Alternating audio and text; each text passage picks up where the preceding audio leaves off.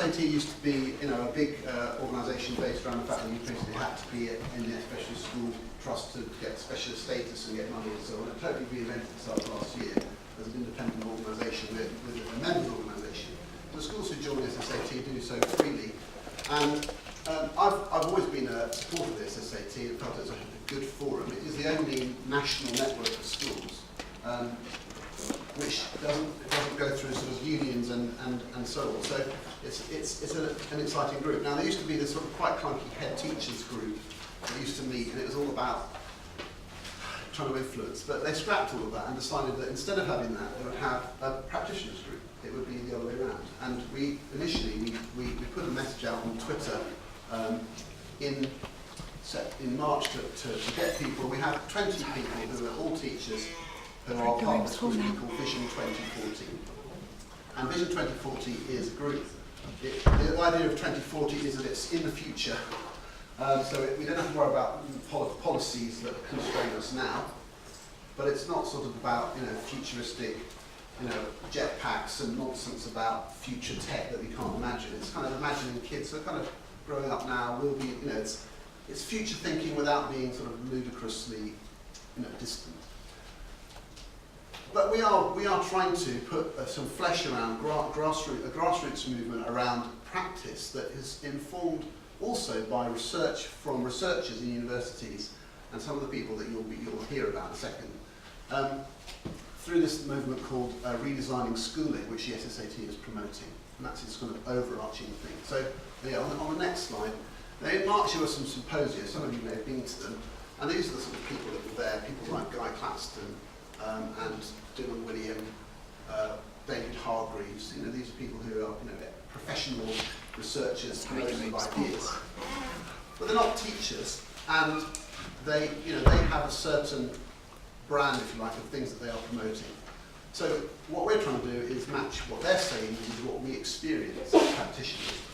And I'll say a bit more about what we're going to do with it at the end. Initially, we have this group that is doing a number of research projects, and the research projects are linked to the pamphlets which these big cheese guys are going to be writing. And then, starting this term, we're going to be inviting people from across the profession to contribute to the process by submitting their own evidence.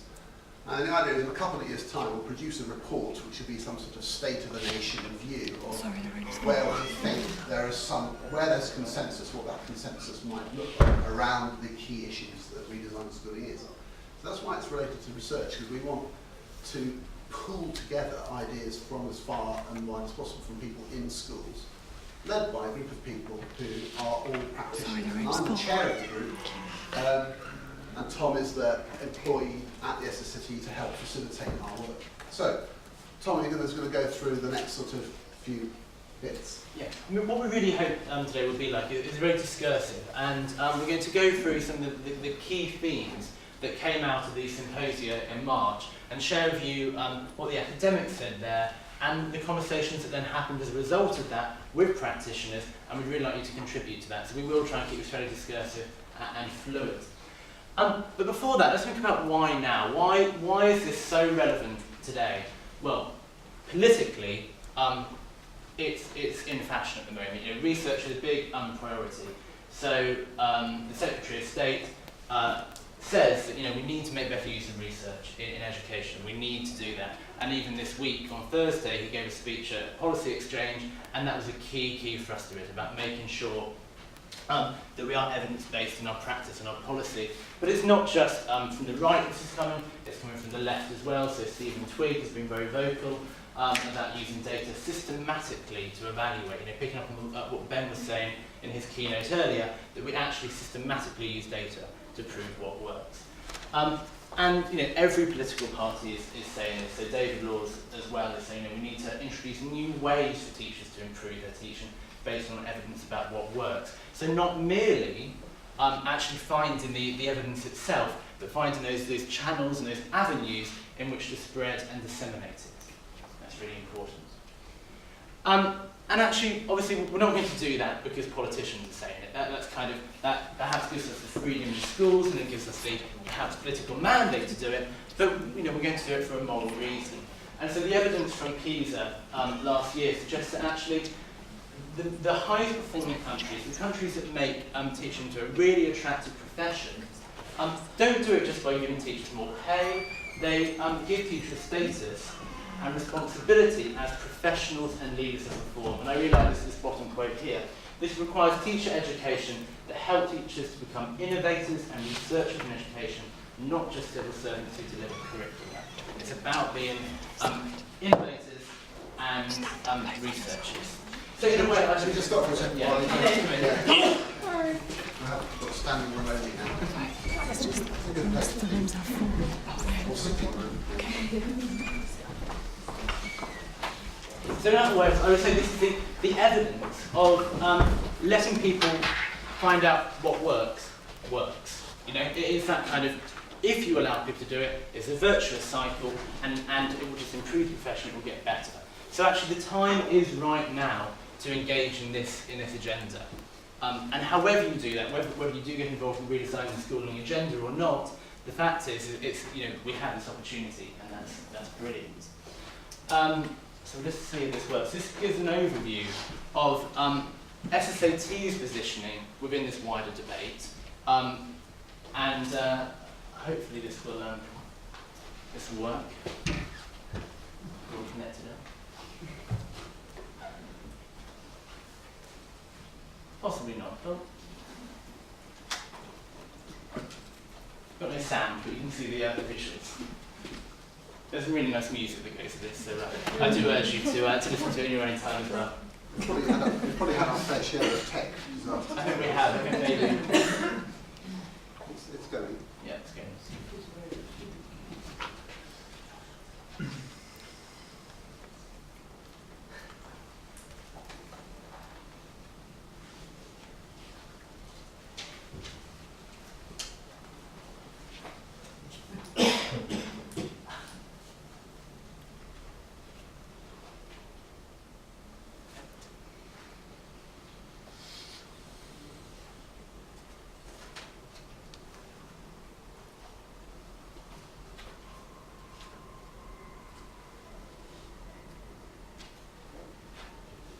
Just music. It's just music, yeah. It's really nice music there.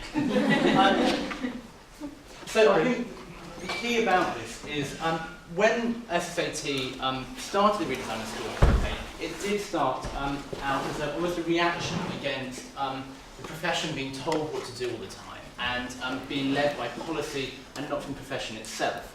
And actually what was really interesting is as the campaign went on, that kind of political edge disappeared.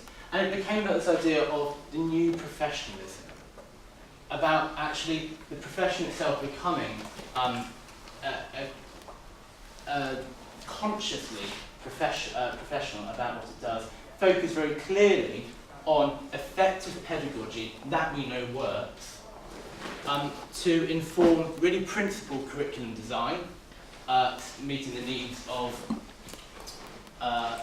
all learners, within an intelligent accountability framework that really makes sense. Because obviously at this March Symposium, what people are saying is, yeah, it's a great agenda, we really want to engage with it, but what about Ofsted? And what about all the competing priorities in school? And that's absolutely true. So we need to find a way as a profession of making that framework work for us. So at the Symposium, the first thing we focused on was effective teaching and learning. And I'm bringing these slides up not to say that this is our view necessarily or that we wholly endorse it, but as a starting point to think about. So this comes from Guy Clatton and Bill Lucas, Expansive Education. And they basically summarised pedagogy into these different decisions that you make. Now, I think what's really, really important about Clatton and Lucas's work is they're not saying that one is right and one is wrong, which is actually often a criticism that is levelled at Clatton and Lucas. The point that I think they try and make is that at every moment in the classroom, you are making pedagogical decisions. Most of the time, quite unconsciously. But at every moment, you are somewhere between these different opposites. So your attitude to talent, whether it's expandable or fixed, obviously they're looking kind of Carol Dweck, the idea of growth mindsets. Actually, the mind is not fixed, but it is malleable and it can grow. We will make. The attitude to knowledge, whether it's question or certain. Again, lots of people think that maybe Claxton would urge on the side of question all the time. Well, no, he acknowledges there are pieces of knowledge that are just knowledge, and children need to know them. And we know that when children have a wider knowledge base, they do better. So that is important. But we also want to be questioned at the same time. Means of knowing, practice and theory. Again, different times, you'll urge on different sides of that. Organisation of time, extended or bell-bound. Organisation of space, classroom or workshop. The approach to task, whether it's individual or group. On Thursday, the Secretary of State attacked the idea of group work quite forcefully. But, interestingly, in that speech, a lot of people came back and said, no, there's a lot of evidence that shows that group work works. So as a profession, we are standing up and saying, no, there is evidence, we know that group work works then, and at times we're going to choose to go on that side of the graph. The visibility of the process, you as a professional, how explicit you're being about that. The proximity to the teacher, and the role of the teacher, how didactic or how facilitative. Got anything to add on that?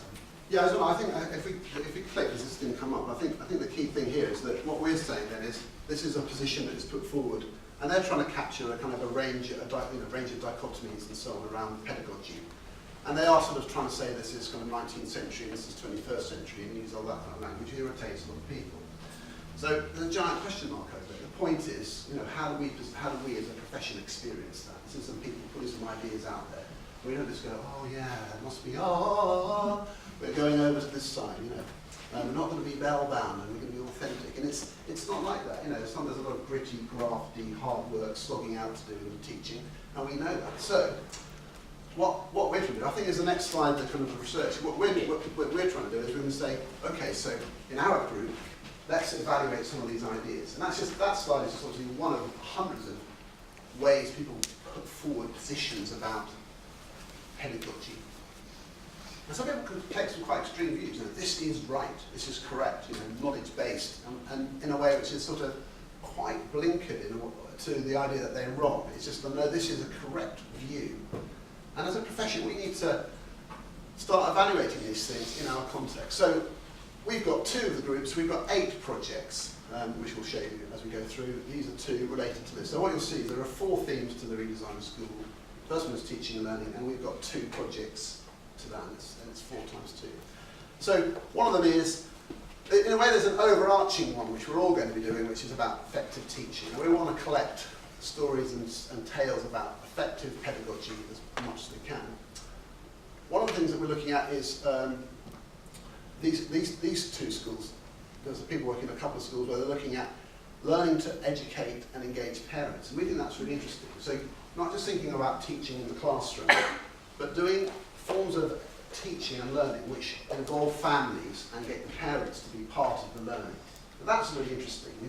We talk a lot about narrowing the gap, and there is this idea that once people are kind of off and into secondary school, how realistic is that if the family contexts don't change? Can we do things which actually seek to change the family perception of learning? That's an interesting project. The methodologies and so on we can talk about later, but they are part of what they're trying to do in their schools is develop methodologies which also lead to answers.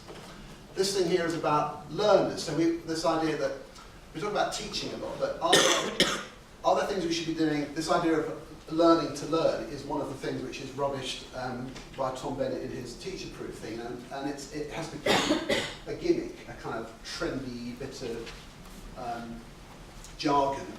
Is there any substance to the idea that effective learners can be developed in a kind of meta sense? And that's a really interesting idea. Are there characteristics of learners that you can develop? And these are people who work from early years up to 6th form, so they're looking at whether that's a real thing in 6th form, right down to reception classes and so on. It's a really interesting question. And obviously there's lots of material which is research-based, but we're looking at it from a practice end. So that's what we're looking at, plus also lots of discussions around Guy Claxton, sort of axes. one of the main ways we're hoping people will contribute to Vision 2040 in this process will be by putting forward evidence-based exemplars of where they feel a piece of pedagogy has made an impact. And that's what we're looking at. So if you did anything like this in your school, we will have a way for you to share that with us and to us to include that in our collection of data around school-based practice over the next couple of years. It's a 2-year project we're working on, I should say that. So we're starting now, in 2 years now we'll have produced some kind of report of where we're at. So, you know, over the next couple of years we'll be collecting this type of information. Yeah, I mean, I think what's really nice about these two projects is it takes it out of that that kind of dichotomy that is so often presented in the Twitter world and in the conversations at the moment, where it's either knowledge-based learning or skills-based learning, and we know that's not the case. We just simply know that you need both. You have to have knowledge, you have to have skills, and I think this project here will unpick that a little bit, and I really hope that's going to be a key outcome of that particular project. So moving on to the Symposium on Principal Curriculum Design, which was with Dylan William and Tim Oates. And obviously Dylan has done a lot of work on assessment for learning and is now looking at curriculum, and Tim was on the advisory panel for the national curriculum reforms. The key message that came out of this is that, you know, we're getting, you know, in the Twitter world, in the press, people are getting very angry about the national curriculum. There's really, really strong views. But actually, the national curriculum is just the core of the curriculum. And, you know, what we should really be focusing on, rather than getting, you know, too bothered about what's in the national curriculum, is the experience that we want young people to have in school, the whole received curriculum. You know, Dylan, he said the idea of extracurricular activities doesn't exist. That extracurricular doesn't mean anything because it's a planned activity that you are giving to the students so that they have a wider experience. There's no such thing as extracurricular in Dylan's view. And Dylan Williams suggests that a good curriculum is based around these 8 different things, that it's balanced. So you're choosing the right subjects. You know, how do you choose which subjects you put into it? Are you going to be led by the best state performance measure, or are you going to be trying to put stuff in there that you think your children need? It needs to be rigorous. You know, we don't want an airy-fairy curriculum. We do want it to be rigorous. It needs to be coherent. Does it make sense from early years to year 6, or from year 7 to year 11? You know, whatever stage you're working at, does it make sense, the curriculum? You know, is it coherent? Vertically integrated. So people are not, you know, studying the same things in year 6 as they are in year 8. That it all makes sense. That it's appropriate. That it's focused. And that it's relevant. Yeah, I think, yeah, so to keep stressing this is where we're sort of right at the stage where this is about to sort of come out, is Dylan William is, on the back of the Symposium, is writing a pamphlet which will be published soon. So these ideas will be sort of shared, and there will be that research. You know, Dylan William speaks, everyone will be sort of interested to see Dylan William. You know, I think it's absolutely fantastic, to be honest, but I really listen to him speak and think. Could you just tell me what the parsimonious, focus versus parsimonious? This is to do with, well, you know, you can't.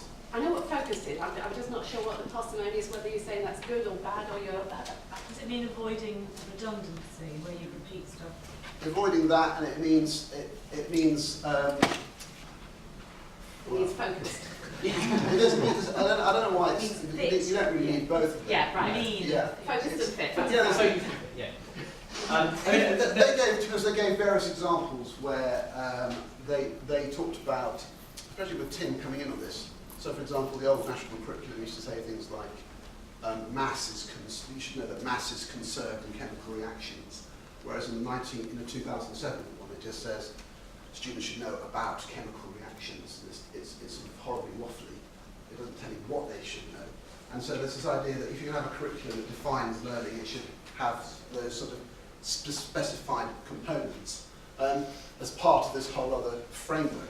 I mean, Dylan's recommendation is that department teams, subject teams, meet every year and come up with the 10 big ideas of their subject or discipline, and use that as a basis to design a really principled curriculum. Well, if you're able to lead on this, and I think this is really exciting. So in the Vision 2040 group that we set up, we've got a couple of these projects going on, and we're looking at models of CPD, which are driven by this idea. And I think I'm encouraged over the last couple of years, certainly more and more heads that I work with are talking about their CPD programs. But it was interesting, sort of Twitter world was dishing out the same old first day back nightmares on Monday, Tuesday, as there has been, you know, the visiting speaker. I mean, I've never engaged a visiting speaker at my school. It's a load of nonsense. There are people in the school already with tons of ideas, and some of the teachers might benefit from external input, but not everybody sitting there in the same room listening to the same guy.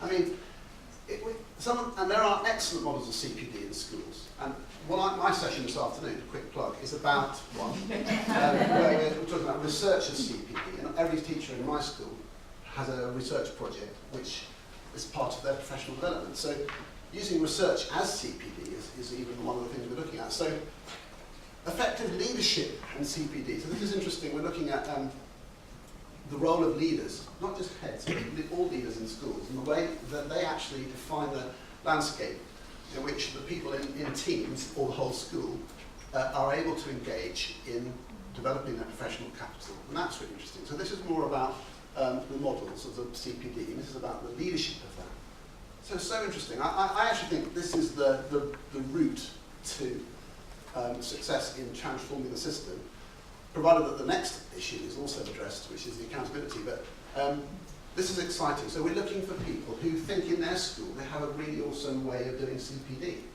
or a really terrible one, and sort of sharing kind of how, you know, that we're all doing AFL. It's absolutely appalling, you know. And these things are still the default model. Mass consumption of training. Which doesn't address any, you know, probably most people's needs in the room.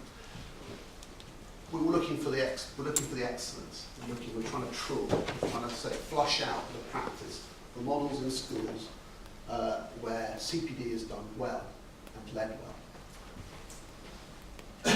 So the final theme is this idea of intelligent accountability, because it's great we might all sign up to that vision up until then, but actually, how do you enact that in the current system?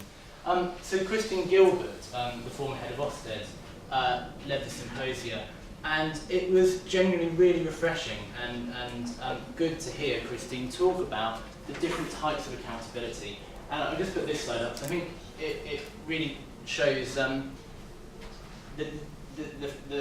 key ideas of the message. So there are 4 key relationships that Christine identified between pupils, parents, and community, your moral accountability, your colleagues, your professional accountability, your employer and the government, your contractual accountability, you know, what you actually have to do, and the market, you know, over half of secondary schools are academies now, there is actually a market accountability there. And what's really refreshing about Christine, she said, remember why Ofsted was set up. You know, it was part of the 1988 Parents Act, and it was to give parents just a one-word summary of how their child's school is doing. And actually she was saying, so when you think about Ofsted, where would that go in here? Is that contractual accountability or is it moral accountability? Because it's actually providing a service to the parents. And Christine said from her experience, and she wrote a book this year called 10 Outstanding Schools. It's about the 10 of the best outstanding schools in the country. And she said the one thing they all share is that they have a very clear narrative. And the head teacher and the senior leaders and the middle leaders and the teachers and the governors all share this narrative. And she said, actually, if you focus on that and you focus on these different accountabilities and say, we are doing what we're doing for the right reasons, and it's evidence-based, this is why we're doing it, and we are doing it for these reasons, that's what makes the school outstanding. And she said, another common thread from all of these 10 schools is that they didn't mention Ofsted. Ever. You know, they never did anything for Ofsted. They never said we need to be Ofsted ready and Ofsted prepared. No, they never said that. They said we need to do this because it's the right thing to do for the children, or for the parents, or for us as professionals. And that's actually what made them outstanding. So when Ofsted did come in, it didn't matter. Yeah, so we're getting to the end now. There's quite a lot to go through, but we'll finish up. And so we're looking for self-confident schools. So we've got a couple of people who are working on a view where they feel they have a really good self-evaluation system, which means that they think Ofsted is just totally covered, because what they do with their partners and their peer challenge, school to school and so on, is a really good model. And this is the project I'm directly involved with, where we're looking at alternatives to Ofsted. We're actually going to do some research. We're trying to actually, over the next year, trying to get some evidence out of Ofsted to work out the extent to which outcomes are totally driven by data, or whether they need to turn up to schools at all to get pretty much the same judgment. And therefore, what the hell are we doing spending millions of pounds on it if it doesn't really yield much more than a few additional bits of information? Another group that I'm working on, I'm going to say this now, it's a live thing we're doing, Head Teachers Round Table. We're running a consultation at the moment for people to contribute to ideas about what a better accountability system might look like. And there are a number of models they're looking at. We're looking at different data models, we're looking at different models of inspection, and different ways of actually holding people to account internally. So, you know, we're looking at those things, and there are ways of challenge the system. In my school, for example, we have stopped, from this year onwards, we've developed a way of evaluating teachers which doesn't rely on lesson observation judgments. We don't do snapshot lesson observation judgments anymore, because we've recognised over the last couple of years that it's just a disaster, and it doesn't really tell us what we think about the teacher anyway. So we're trying to work on that, and we're looking for other examples where teachers are schools are not just saying, look, good teachers have 2 goods and an outstanding on these 3 judgments in 20 minutes and all that kind of stuff, and actually have better ways. So there we go. We'll just finish on the process, because those are the 4 areas. The group are real people. These are all people working in schools. And there's only a small number. There's only, I think, 18 of us, because and that's quite a big group to coordinate, but we're just coordinating the work. Actually, the process is open to everybody. And this website is going to go live next week. These people have done some initial bits of research which will be on there to read. And what we're hoping is, over time, this will be populated with action research examples from anywhere. And you have a way of contacting the website. If you just go on there, contact, upload, you contact Tom and me directly, and various other contacts will make that easy, so that we can start pulling together and then looking where there's consensus, interesting practice, and so on. So it's a process for us all to engage in, and the group there are all people who volunteered to lead it. And that might change over time as well. So I think we should open up to questions, probably. Yeah, and I think just then by saying the really key message for us is we're not asking you to agree with everything that was said at the Symposia. We're putting it out there to open up debate and to engage with it. Ben Goldacre talked this morning about having networks of research. I hope that some of you do get involved in this, because it's there and it's ready-made for you. So please do get involved in that and work with us. It would be fantastic. Yeah. We've just got a couple of minutes for any questions, really. Yeah. You talked about all teachers being engaged in research in ways that were easy to work with in school. Ages ago, I did all the TLA stuff. I just wondered if you still use any of those sort of frameworks, or if anybody here does, or if that is something that now we all decide is not worth pursuing. The TLA stuff. Teaching, Learning and Academy. Lots and lots of schools around us. We all the Academy. It's interesting that sort of, and I know what you mean. I had a presentation about that a couple of years ago from a colleague who joined my school and he used to run it in his, and whether we should set it up. I don't know. I've never worked in a school where the teacher learning academy stuff was used, but we did it. It was my last school, and not everybody engaged with it, but it was a framework that could be followed within your busy, awful school day. I have a horrible feeling that the funding for that, was scrapped. So really, it's the process which we need to sort of look at, and this is where relying on external outfits. Needs to, like for example, the National Teacher Inquiry Network, which we've just joined, which is run by the Teacher Development Trust, looks absolutely brilliant. It's just started this year, looking at lesson study. But really, that can't. You shouldn't have to be a member of that to do it. It should just the concepts and the ideas should be shared, and you just do them. So that's what we need to get the message out. What did TLA do? Why did it work? What was it? But it puts a lot of heads and teachers